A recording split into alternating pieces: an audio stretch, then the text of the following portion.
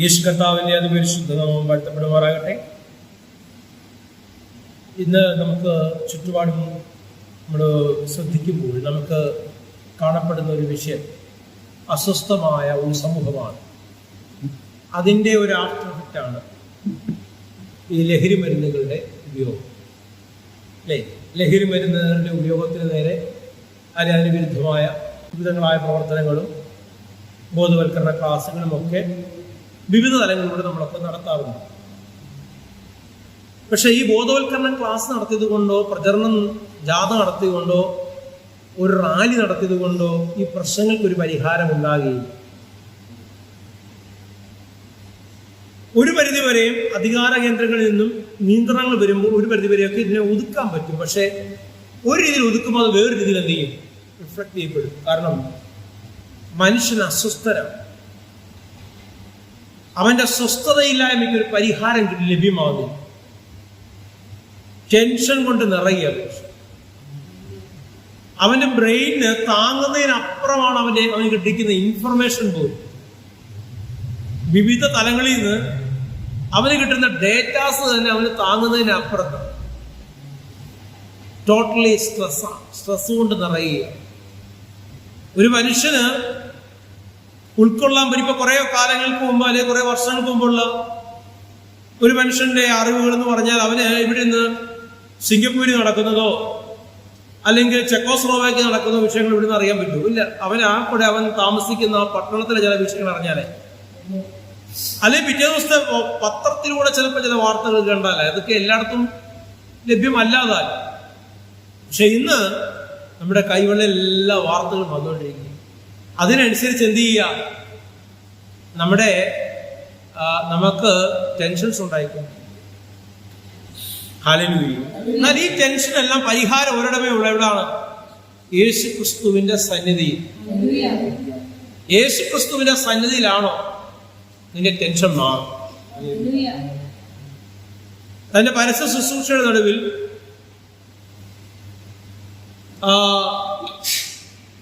യേശു കർത്താവ് ജനത്തെ ബോധ്യപ്പെടുത്തി കൊടുത്ത ചില വസ്തുതകൾ അതിലൂടെ നമുക്ക് കടന്നു പോകാം. മത്തായിയുടെ സുവിശേഷം 11-ാം അധ്യായം 28 മുതൽ 30 വരെയുള്ള വാക്യങ്ങൾ വായിച്ചാണ്. മത്തായിയുടെ സുവിശേഷം 11-ന്റെ 28 മുതൽ 30 വരെയുള്ള വാക്യങ്ങൾ ഒന്ന് വായിച്ചാൽ. അധ്വാനിക്കുന്നവരും ഭാരം ചുമക്കുന്നവരുമേ, എല്ലാവരും എന്റെ അടുക്കൽ വരുവിൻ, ഞാൻ നിങ്ങളെ ആശ്വസിപ്പിക്കും. ഞാൻ സൗമ്യതയും താഴ്മയും ഉള്ളവനായി ആകയാൽ എന്റെ മുഖമേറ്റുകൊണ്ട് എന്നോട് പഠിപ്പീൻ. നിങ്ങളുടെ ആത്മാക്കൾക്ക് ആശ്വാസം കണ്ടെത്തും.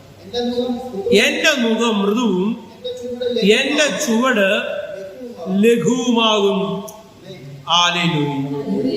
ഹല്ലേലൂയ. സ്തോത്രം. 30 വരെ ആയോ? ഓക്കെ.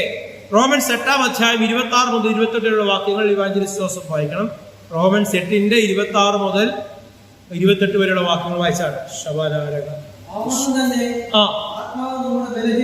ആത്മാവ് നമ്മുടെ ബലഹീനതകൾക്ക് തുണ നിൽക്കുന്നു.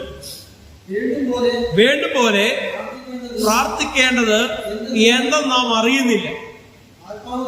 ആത്മാവ് തന്നെ ഉച്ചരിച്ചുകൂടാത്ത ഞരക്കങ്ങളാൽ നമുക്ക് വേണ്ടി പക്ഷപാതം ചെയ്യുന്നു.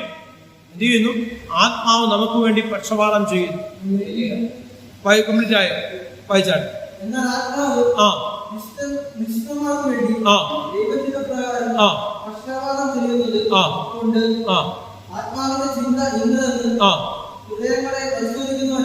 ഹൃദയങ്ങളെ പരിശോധിക്കുന്ന അറിയുന്നു. 31-ാം വാക്യം 28 വായിച്ചോ? ദൈവത്തെ സ്നേഹിക്കുന്നവർക്ക്, നിർണയപ്രകാരം വിളിക്കപ്പെട്ടവർക്ക് തന്നെ സകലവും നന്മയ്ക്കായി കൂടി വ്യാപരിക്കുന്നു എന്ന് നാം അറിയുന്നു. ഹല്ലേലൂയ. 31-ാം വാക്യം ദൈവം നമുക്ക് അനുകൂലമെങ്കിൽ പ്രതികൂലം ആര്? ഹല്ലേലൂയ. യേശു കർത്താവ് അധ്വാനിക്കുന്നവരെ ഭാരം ചുമക്കുന്നവർക്ക് ഒരു ആഹ്വാനമുണ്ട്. നിങ്ങൾ എൻ്റെ അടുത്ത് വരുവേ. നിങ്ങൾക്ക് സ്വസ്ഥത ഉണ്ടാകേണ്ടത്, സമാധാനം ഉണ്ടാകേണ്ടത്, നിങ്ങൾ എൻ്റെ അടുത്ത് വരുവിൻ. ഹല്ലേലൂയ. അപ്പോസ്തലനായ പൗലോസ് റോമാസഭയ്ക്ക് ലേഖനം എഴുതിയിരിക്കുകയാണ്, നിങ്ങൾക്ക് നിങ്ങളുടെ വിഷയങ്ങൾ ദൈവസന്നിധിയിൽ എങ്ങനെ പ്രസന്റ് ചെയ്യണമെന്ന് പോലും നിങ്ങൾക്ക് അറിഞ്ഞുകൂടാ. കാരണം ഭാരമാണ്, ബലഹീനതകള്. ദൈവസന്നിധിയിൽ വിഷയം വെച്ചാൽ അത് കേൾക്കുമോ, അല്ല എങ്ങനെ അത് പ്രസന്റ് ചെയ്യണം, ഇത് വിവിധങ്ങളായ ചിന്തകൾ നമ്മുടെ അകത്ത് ഇങ്ങനെ വന്ന് നിറയുകയാണ്. എന്നാൽ പൗലോസ് പറയുകയാണ്, നമുക്ക് വേണ്ടി പരിശുദ്ധാത്മാവ് പക്ഷപാതം ചെയ്യും. നമ്മുടെ ബലഹീനതകൾക്ക്, നമ്മുടെ അസ്വസ്ഥതകൾക്കൊക്കെ പരിഹാരമായി പരിശുദ്ധാത്മാവ് നമുക്ക് വേണ്ടി എന്ത് ചെയ്യുന്നു? പക്ഷപാതം ചെയ്യും. ഹല്ലേലൂയ. വേണ്ടും വണ്ണം പ്രാർത്ഥിക്കേണ്ടത് എന്തെന്ന് നമുക്കറിഞ്ഞുകൂടാ, പക്ഷെ നമുക്ക് വേണ്ടി ഇടപെടുന്ന പരിശുദ്ധാത്മാവുണ്ട്. സ്തോത്രം. ഹല്ലേലൂയ. അപ്പൊ ദൈവസന്നിധിയിൽ വരുന്നവൻ ആദ്യം ഒരു ബോധ്യം ഉണ്ടാകേണ്ടതിന്, ഞാൻ ചുമ്മാതെ വന്നതല്ല, നിർണയപ്രകാരം വിളിക്കപ്പെട്ടത് പ്രകാരം വന്നതാണ്. ഒരു വിളി എന്റെ മേൽ ഉള്ളതുകൊണ്ടാണ് ഞാൻ വന്നത്. മനസ്സിലാവുന്ന നിർണയപ്രകാരമുള്ള വിളി, അതനുസരിച്ചാണ് ഞാൻ വന്നത്. എനിക്ക് വേണ്ടി ഒരുക്കിയിരിക്കുന്നത് ദുഷ്ടന് തടയുവാൻ കഴിയത്തില്ല. എന്റെ ദൈവം എനിക്ക് അനുകൂലമായതുകൊണ്ട് പ്രതികൂലം ഒരു ശക്തിക്ക് നിൽക്കുവാൻ കഴിയത്തില്ല. ദൈവം അനുകൂലമെങ്കിൽ പ്രതികൂലമായ മനസ്സിലാക്കിയ കർത്താവിനെ ശക്തി സ്തുതിച്ചാണ്. സ്തോത്രം.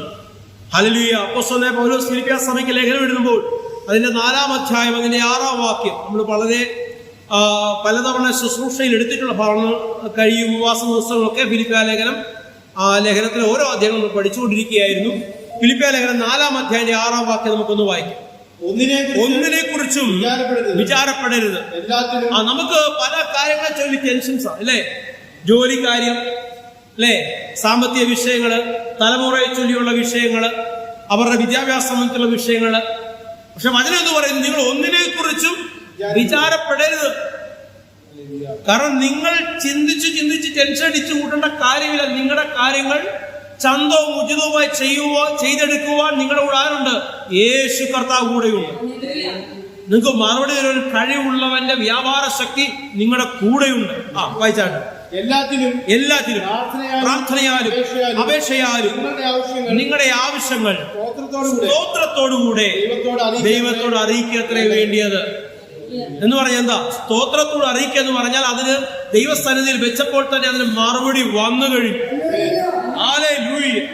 എന്റെ കുഞ്ഞിന്റെ വിഷയം, എന്റെ തലമുറയുടെ വിഷയം ദൈവസന്നിധിയിൽ വെച്ചപ്പോൾ തന്നെ അതിന് മറുപടി വന്നു കഴിഞ്ഞിരിക്കുന്നു. ദുഷ്ടപിശാചിന് എന്റെ തലമുറയുടെ മേൽ അവകാശമെടുക്കാൻ കഴിയത്തില്ല. എന്റെ കുടുംബത്തിന്റെ മേൽ അവകാശമെടുക്കാൻ കഴിയത്തില്ല.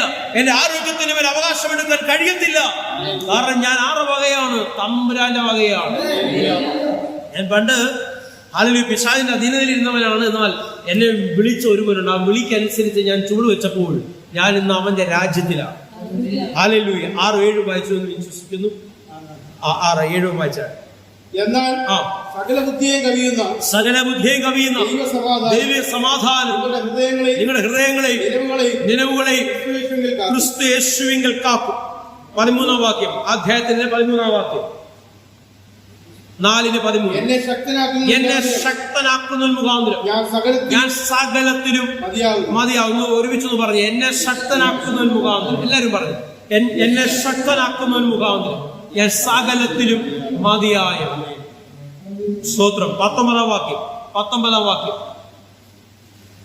എന്റെ ദൈവമോ നിങ്ങളുടെ ബുദ്ധിമുട്ടൊക്കെയും മഹത്വത്തോടെ അവന്റെ ധനത്തിനൊത്തവണ്ണം ക്രിസ്തുയേശുവിൽ പൂർണ്ണമായി.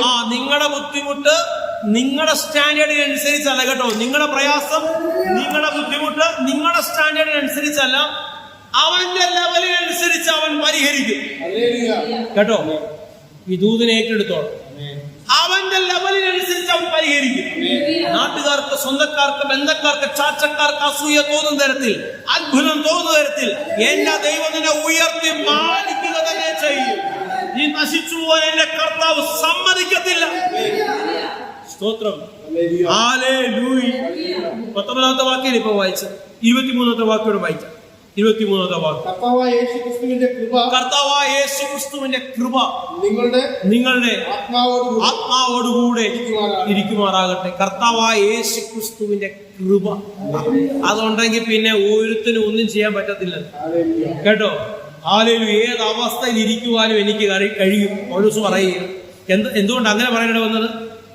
സമൃദ്ധിയിൽ ഇരിക്കാൻ എനിക്കറിയാം, ഇല്ലായ്മയിൽ ഇരിക്കാൻ എനിക്കറിയാം, പട്ടണയിൽ ഇരിക്കാൻ എനിക്കറിയാം, ധാരാളത്തിൽ ഇരിക്കാൻ എനിക്കറിയാം. എനിക്ക് ഏത് അവസ്ഥയും ഒരുപോലെ. കാരണം ഞാൻ ഒരുത്തിൽ മാത്രം ശ്രദ്ധ കേന്ദ്രീകരിക്കും. ഹല്ലേലൂയ. കർത്താവിൽ മാത്രം ശ്രദ്ധ കേന്ദ്രീകരിക്കുമ്പോൾ പ്രശ്നങ്ങളിൽ നിന്ന് ഈ മൈൻഡ് ഫ്രീ ആകും, മനസ്സ് ഫ്രീ ആകും. ഹല്ലേലൂയ. ഹല്ലേലൂയ. നമ്മുടെ മൈൻഡ് ഫ്രീ ആകും, മനസ്സ് സ്വസ്ഥമാകും. എൻ മനമേ സ്വസ്ഥമായിരിക്കുക. ഹല്ലേലൂയ. എന്റെ അങ്ങനെ പറയാൻ കഴിയുന്നത്? എന്റെ ഹൃദയത്തോട് ഞാൻ തന്നെ പറയും, എന്റെ മനമേ, എന്റെ ഹൃദയമേ സ്വസ്ഥമായിരിക്കുക. എന്തുകൊണ്ട് അങ്ങനെ പറയാൻ കഴിയുന്നത്? ഞാൻ നാറെടുത്താണ്.